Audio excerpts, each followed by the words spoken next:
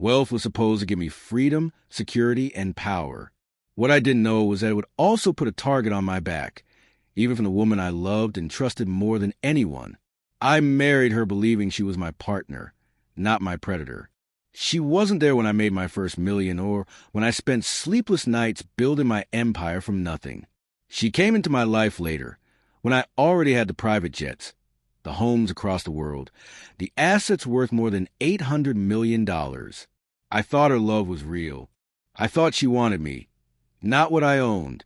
But then one night, while she was asleep, I saw something I wasn't supposed to see. A message popped up on her phone. Not from a friend, not from family, from her lawyer. We'll move forward in 2 weeks. Once the papers are filed, he won't see it coming. My heart nearly stopped. At first, I told myself it had to be a misunderstanding. She couldn't possibly be plotting against me, against us. But curiosity and dread forced me to look further. My hands trembled as I scrolled through her phone. What I found gutted me. Dozens of messages between her and her divorce lawyer. Secret meetings. Plans carefully laid out to file for divorce in a way that would leave me exposed. She had documented assets, accounts, loopholes to exploit. They weren't just planning a separation. They were planning an ambush to strip me of everything I had worked for. And it wasn't just about the money. Buried in those texts were references to a man. Her comfort, her safe place. My wife, the woman who kissed me goodnight every evening, was cheating on me. She was planning to leave me and take my fortune with her, all while sleeping with someone else behind my back. For 2 days I walked around in silence, pretending nothing was wrong. Every time she smiled at me, every time she touched my hand, my skin burned with betrayal. I wanted to confront her right away, but something inside me whispered, "Don't. Wait. Watch." So I played my role as the clueless husband. I kissed her forehead. I let her think I was blind, while quietly protecting myself. I called my own lawyers, the ones who had been with me for years, the ones I could trust with my life. We dug into every asset, every company, every trust. We locked it all down, making it untouchable. Then I had them draft papers of my own, not for divorce, yet for evidence, for a trap. 2 weeks later, just as her lawyer's message predicted, she sat me down in our marble-floored kitchen with crocodile tears in her eyes. "This isn't working," she whispered. "I think we need to separate." I already spoke to my attorney. I filed the papers. I stared at her for a long time, pretending to be shocked, pretending to break. Inside, I felt nothing but cold fire. "If that's what you want," I said quietly, "then that's what we'll do."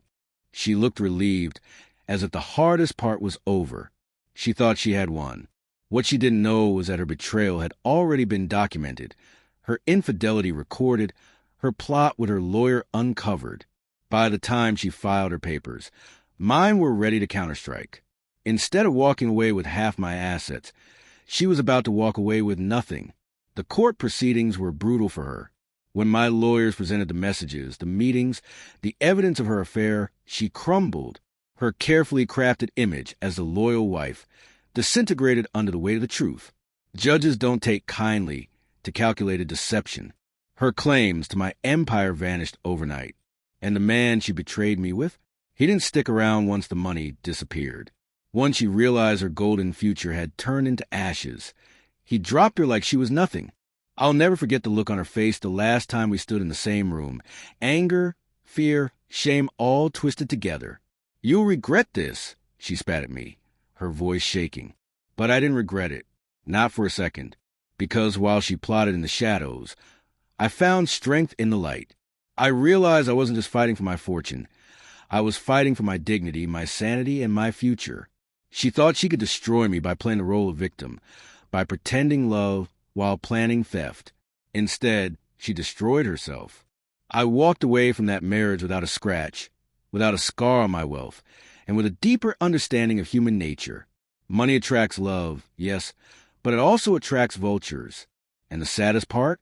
I would have given her the world if she had only been honest.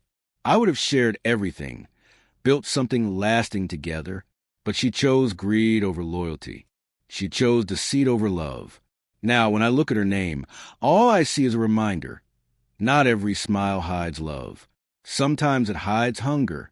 Sometimes it hides a knife waiting for the right moment to strike. She thought she could take everything from me. Instead, she lost everything herself.